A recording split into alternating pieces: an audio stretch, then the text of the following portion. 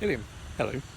We've kind of failed on WhatsApp and writing messages to each other to come to any sort of, agreement or understanding on the influence and role biology and social factors have on all sorts of interesting things to do with human behaviour, from gender differences to the blank slate theory of human development.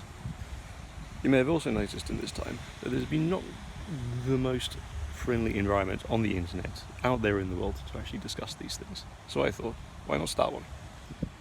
So that's led me to send this video to you, to ask you what your thoughts are on this, and to see what disagreements we have, to see if we can resolve some of these disagreements, and see if we can better understand how these disagreements arise between people that lead to so much controversy.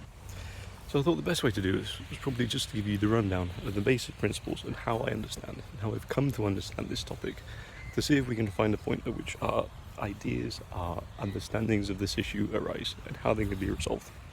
Principle number one, and this is a classic.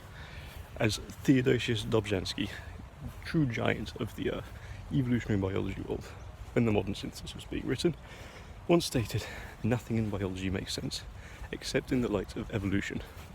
Now to me, the human mind is no different. Human behaviour is no different.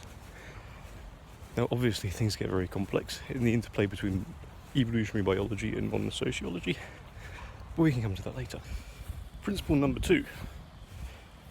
Although biology and sociology can provide explanations, they are both inherently incomplete. Any explanation of human behaviour, behavioural differences and behavioural development must be understood as a complex interplay between both of these aspects. Principle number three. Human behaviour that has evolved in one generation can be passed down to the next generation, independent of environment. And at least partially, this is constrained by the genetic and epigenetic systems which develop ourselves and our brains.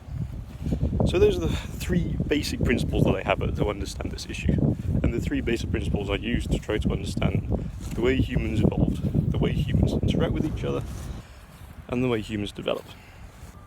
Now, it's my understanding, and call me out on this by all means, that you have a more, what I would call, a social constructivist view on this issue. I think this is the point where we most clearly diverge on our beliefs in this issue. However, if I'm wrong, call me wrong. I'd love to hear your thoughts on this. So I thought I'd better keep this video short for now, to see if you're interested in having a video-based back and forth, seeing as you still selfishly live at the other side of the world. So when you're not busy raising a young family, by all means, get back to me. I'm very much looking forward to hearing from you. But until then, I hope the Swedish winter isn't too utterly miserable, and I'll just send you some greetings from Australia, land of the sun.